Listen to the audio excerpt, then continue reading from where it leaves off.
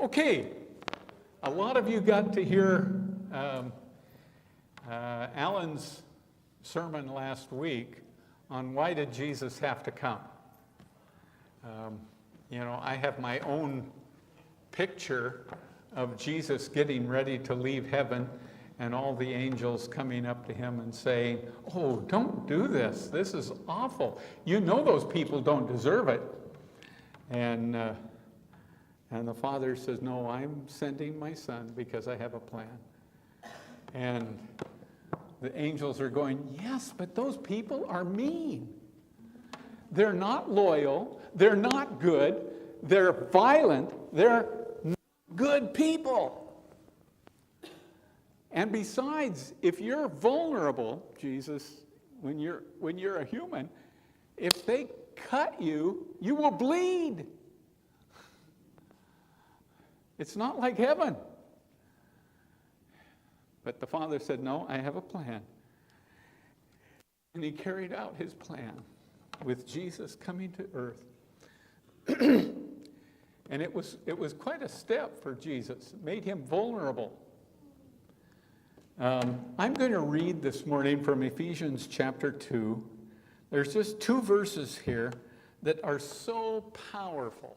So if you have a Bible and would like to turn, or on your phones, Ephesians chapter 2, verse 11.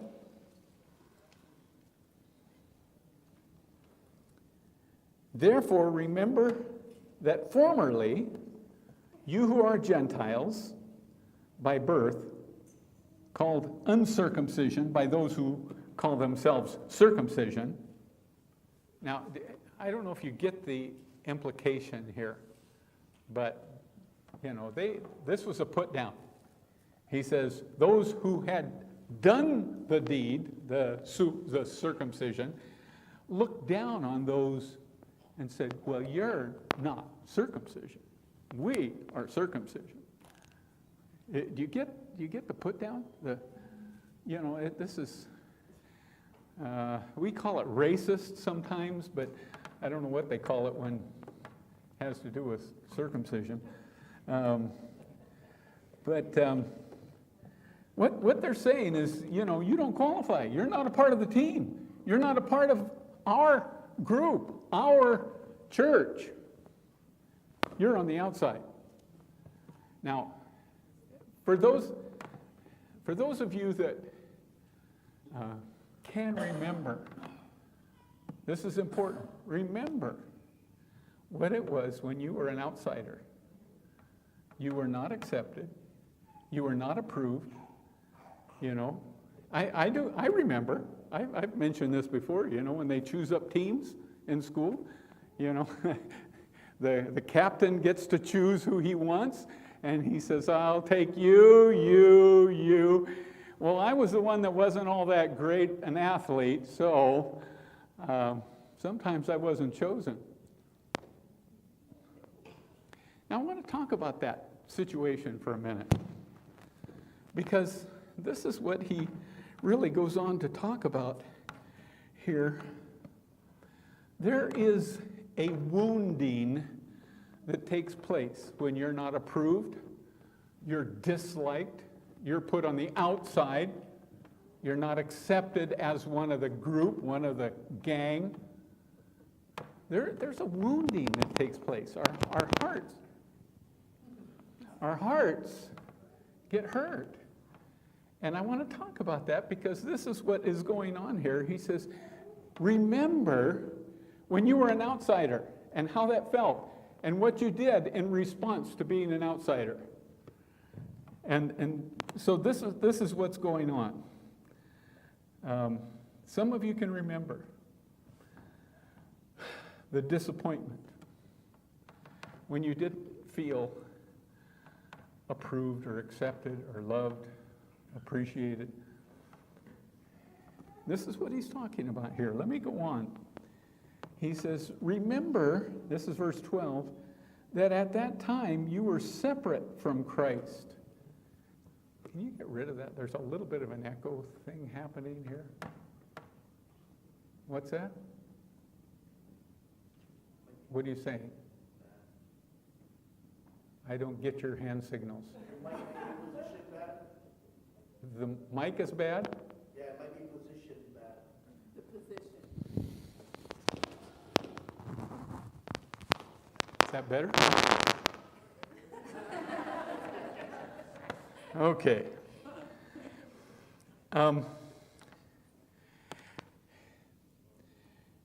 Remember that at that time you were separate from Christ, excluded from citizenship in Israel, foreigners to the covenants of promise, without hope and without God in the world.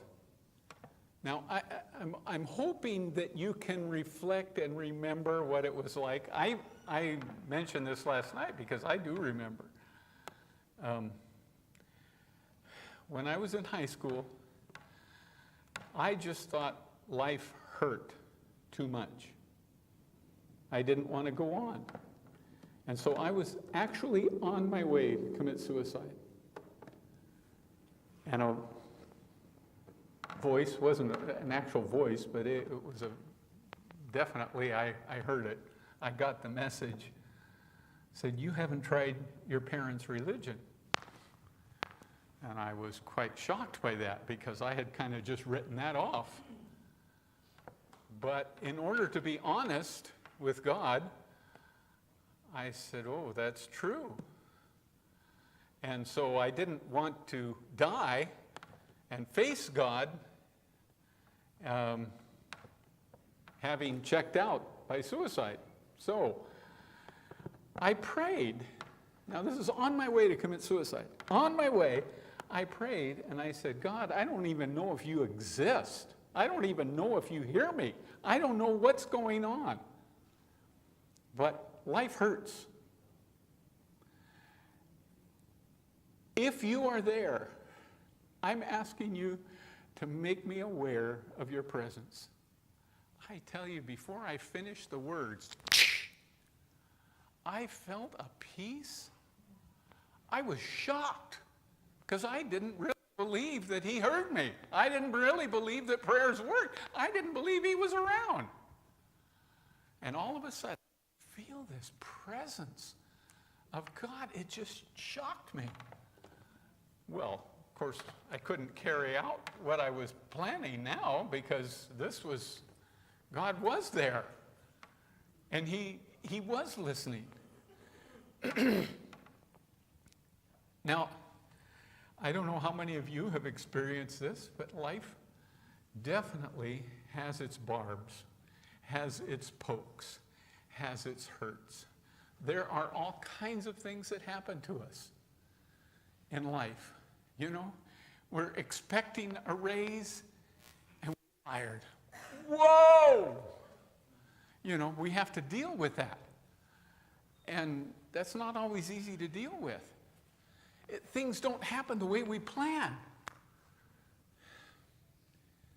How many of you have experienced the pain of disappointment? Okay, pretty much everybody. Those of you that didn't raise your hand, you're probably not telling the truth. But you know, he says something interesting here. He says, you were separate from Christ. And then he goes on to say, and I can't do this whole thing now. I did half of this sermon last night. Separate from Christ, excluded from the citizenship of Israel, and foreigners to the promises. You didn't have any of that to go along with you. But listen, this is the part that I'm going to focus on this morning. Without hope and without God in the world, having to deal with life without the help of God and without that strength, that inner hope, without having a confidence that it can get better.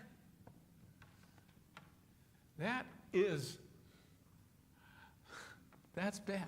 That's when you don't have anything to to reach out to. Some of you recognize there are customs, there are religions, there are things in our world. For instance, the caste system in India. Whatever you are born into, that's the way it is. Don't try to change it. You're not going to change it. Doesn't matter what you do. Doesn't matter what kind of an education you have. Doesn't matter how rich you become. Doesn't matter anything. You can't change who you are. Oh. Now, you understand that brings hopelessness. I can't change. I can't make it better. Some of you recognize, you've heard the stories of when slavery was repealed in the United States. And remember that these slaves, they told them, you're free. You don't have to listen to your master anymore. You're free. Go out and live. They didn't have a clue. How do I do that? They couldn't make plans. They'd never made plans in their whole life. They didn't know how to make plans. They didn't know how to initiate things because they were hopeless. One of the things that I just feel is so awful about our age is this whole thing of human trafficking.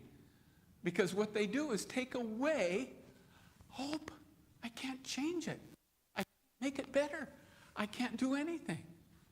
Now, this is what it's talking about here. It says, before you had Jesus, you had no hope. So what was it that Jesus did when he came to this earth? That's what we're celebrating, right? What was it that he did that gave us hope? Everything that Jesus did gave hope. Everything. When he taught people that they had a choice, that they could look to the stars. He talked about vision and dreams. What is that? That's about the future, right? I can make the future better. How? Well, there's lots of ways we can make the future better, right? Right? Are you tracking with me this morning? Okay. There's lots of things we can do. We know that we can do things to make our future, to make our years ahead better. How many of you know if you eat better, you're going to be healthier? Some of you know that. Okay, some of you don't know that. Oh dear. I've got to stay focused here, otherwise I get distracted.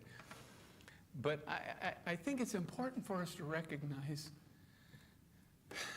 we can make choices about what our next year is going to be. Some of you have a dream. I want to start a business. Oh my goodness. Do you recognize how much that's going to cost? Yeah, but I got a plan. Do you recognize how difficult that's going to be? Oh yeah, but I'm ready for it. Because I've got a vision, right? I understand. So I have hope. But what about people who don't have hope? And before Jesus came to our world, people were without hope. Jesus did everything. How many of you understand before Jesus came, lepers didn't have any hope? When you got leprosy, you just knew you were going to die of leprosy. How many of you know, I think often, the story is told about the guy from Gadara who was demon-possessed. I think about, because he was out there for years, just a wild, crazy man. People were afraid of him. They didn't even want to go near him. What his family thought. What did his kids think? My father is a wild man. He's crazy. If you get close to him, he'll beat you up. He's nuts.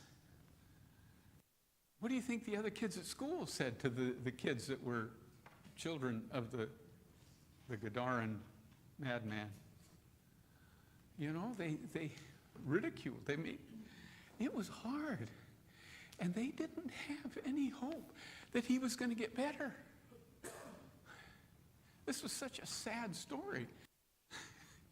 And what happened was outrageous. It says after Jesus cast the demons out, he was seated, clothed, and in his right mind. And then he says, I'm going to follow you, Jesus. And Jesus says, oh, no, you're not. No, you got to go home and start taking care of your family. Whoa! What do you think his kids thought when he came home? Normal. Wow. He was able to get a job like every other father. He was able to play with his kids like every other father. That was exciting. How many of you know that stirred in that whole village where he was from? That stirred hope. Wow. It doesn't matter how bad you are, Jesus can do something to give you hope. Amen. So this is what it's talking about. If it weren't for Christmas, right? That's when God sent his son to bring hope to our world. I think about that poor lady. It says that she had most of her life been cursed with this issue of blood. And she couldn't even go to the temple. She wasn't permitted. But somehow, someplace in her heart, it says she went to doctors. She spent every money she could get. She spent on doctors trying to get well, and she couldn't get well. How many times that word comes to us? Impossible. Impossible. It can't be done. It won't change. It's going to be like this until you die. But somehow, someplace in her heart was this thought. Jesus has healed so many people. He's healed blind people. He's healed crippled people. Oh my goodness. I wonder if I could get healed. Do you understand that glimmer of hope? And so, there's this crowd around Jesus, and she can't get in the normal way, so she gets on the ground in the dirt and crawls between the legs of the people that are following Jesus, thinking, if I can just touch the robe of Jesus. Where did that come from? That hope, that glimmer. It might be. It might not be too, but it might be. So she reaches out and touches his robe, and immediately, it says, immediately, right then, she could tell the difference. Whoa, something happened to me. And at this point, she was freaked. And so she just wanted to back out on the ground, out of this crowd. And Jesus stopped everybody and said, wait a minute. I got to take care of a little business here. And he turns to the lady and he says, your faith has made you well. Now, I know why he did that, because she, in her state, in disappointment, in hopelessness, would have felt like she stole that blessing. She got away with something, and he didn't want her to leave and feel like she stole that. He wanted her to leave and know that that was a gift from what the Bible calls the God of hope. Right? So he stops everybody and says, I want you to know that this was given to her because she had hope.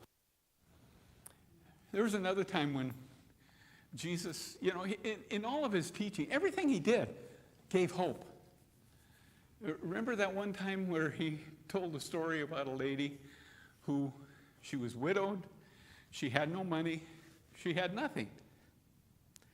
And she needed to do a court case in order to get some money that was owed to her. And so the only way she was going to get anything was for the judge to grant it to her. And she knew the judge. Everybody knew the judge. And they knew that he was an unjust judge. That's what it's called. That's what he's called in the Bible. The unjust judge.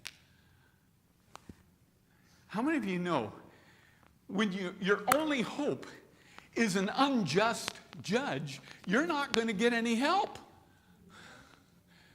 But Jesus said, no. He had enough hope to just keep bugging him and bugging him and bugging him and bugging him until he finally says, if I don't rule in your favor, I'll never get to sleep. I'll never get to rest. I'll never get my own time. You're going to be on my tail all the time. And so he granted her request. Why did Jesus tell that story?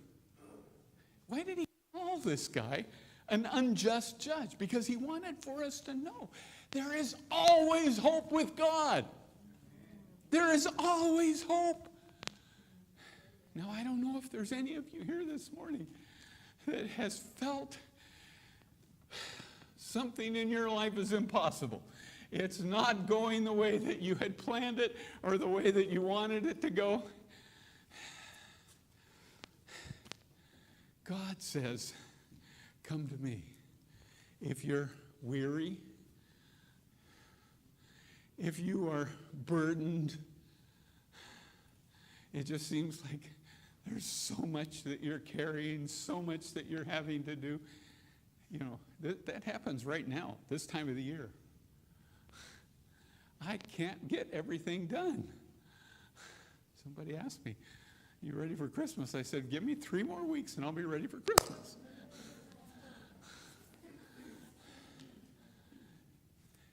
If you're heavy laden, this is what the word that he used. You're weary. He says, come to me. How many of you know somebody who just, you love being around them because they're so full of life? They don't want to waste a minute of life. They are challenging. They are moving forward. They're taking on new things. You like to be around them because some of that hope rubs off. Some of that hope gets into your being and you're going, wow, if they can do that, maybe I can do this impossible thing that's in my life. Yeah. We like to be around people who have lots of hope, who are excited about life, right? How many of you understand? That's what Jesus came for. He is our person that we can hang with. He is the person that we can, how do I say it, absorb from. Is Jesus full of hope? Yeah, absolutely. He never sees an impossible situation. Wow. I would like to be like that. So, what do? I hang around with Jesus. Do you understand this is what this is saying? Oh my goodness. Okay.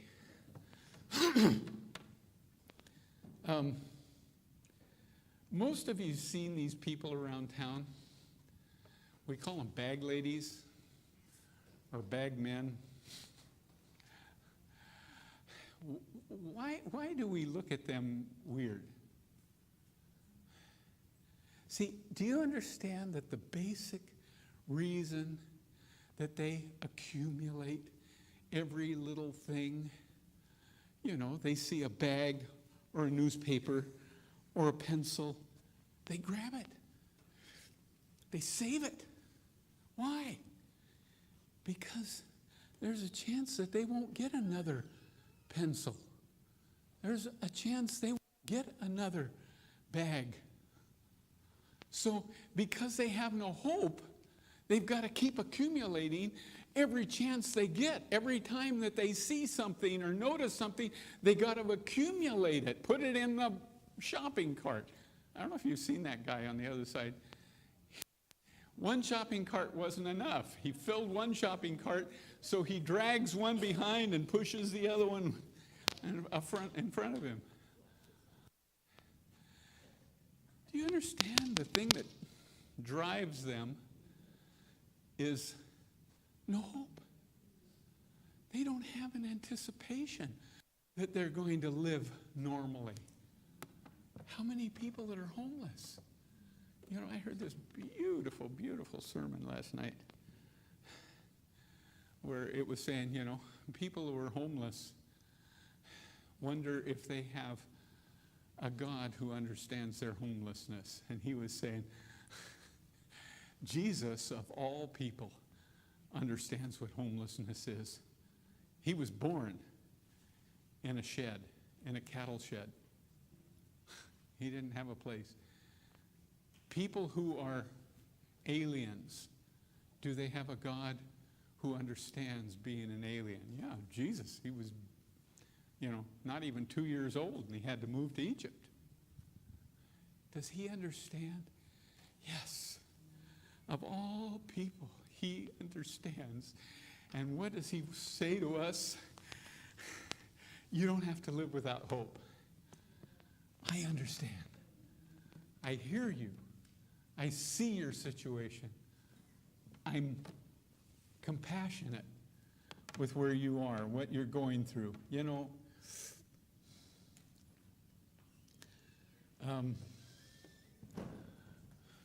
the thing that's most awesome about Jesus is that he revealed the Father God to us.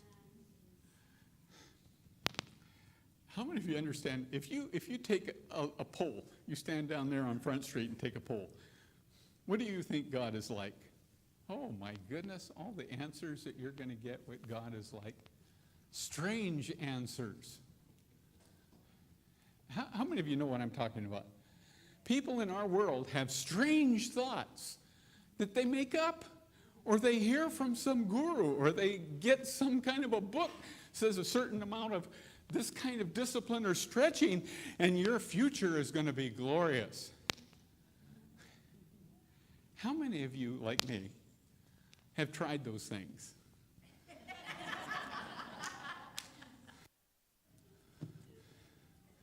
How many of you, like me, have been disappointed? You know, this is what's so awesome to me.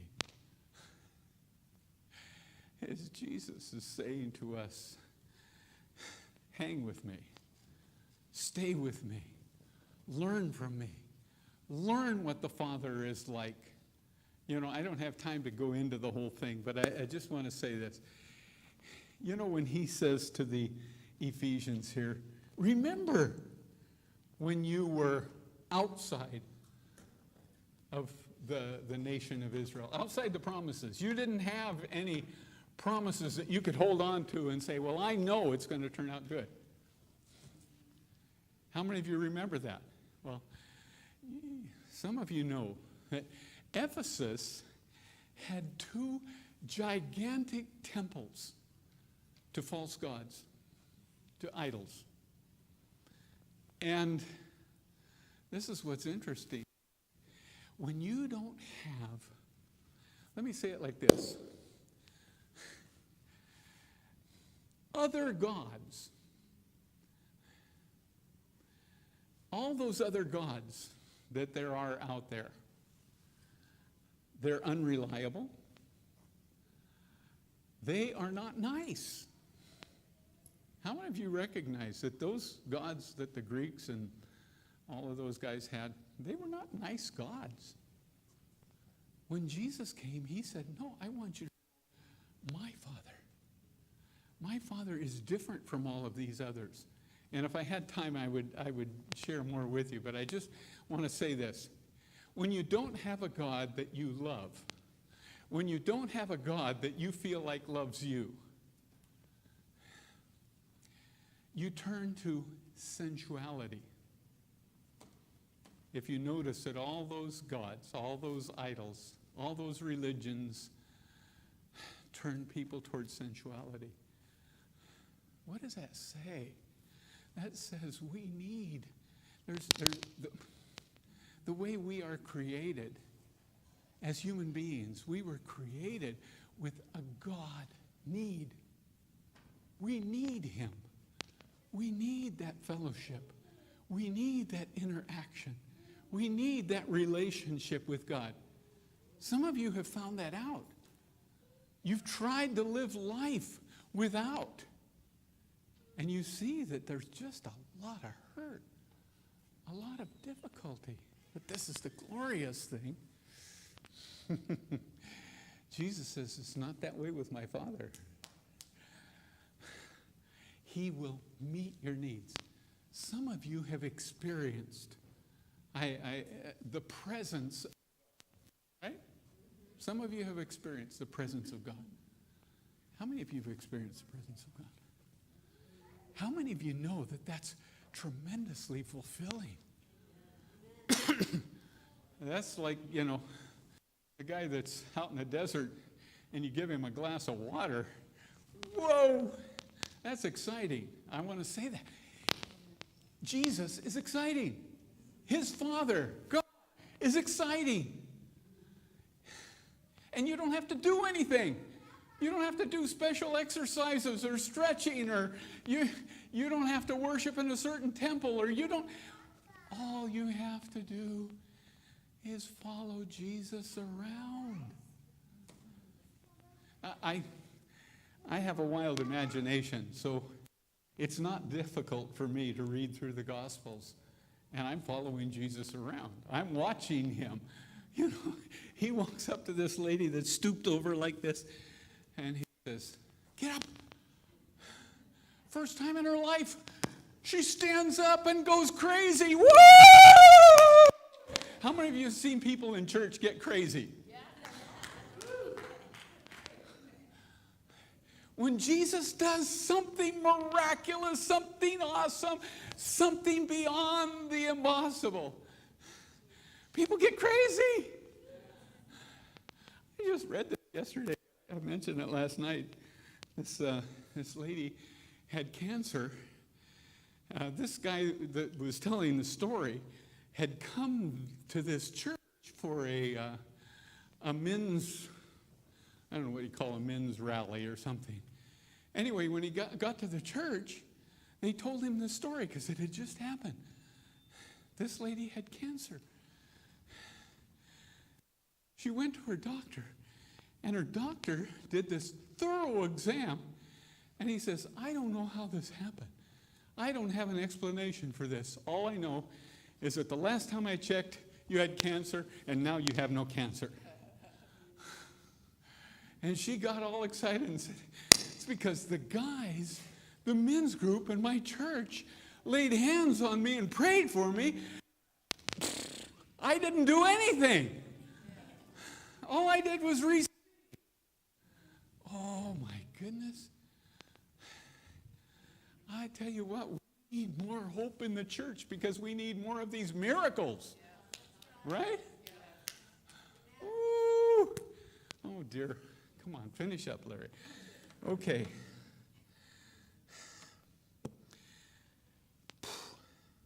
Okay, I just wanted to mention this quickly. I can't go into details, but most of the Old Testament guys that we hold up as examples, most of them had failed badly. Do you understand that? How many of you understand? Abraham, Joshua, Nehemiah. There were all these guys in the Old Testament. David, who failed badly. Why does the Bible tell us these stories? Because he doesn't want for us to get hopeless after we've failed. Right? If Abraham could become one of our examples, one of the greats in the Bible, one of the greats in the kingdom of God, woo, then there's hope for me. Right? How many of you understand there is hope for you? Do you understand that? Woo! Come on. It doesn't matter if you have some disease or you are in some way told you're never going to walk. You're never going to be able to be normal. It doesn't matter. In Jesus, we still have hope. And that's why Christmas is so joyous, is because we know when Jesus came into the world, it changed everything. Woo. Okay. I guess that's where I got to stop. I still didn't make it short, but we've got snacks.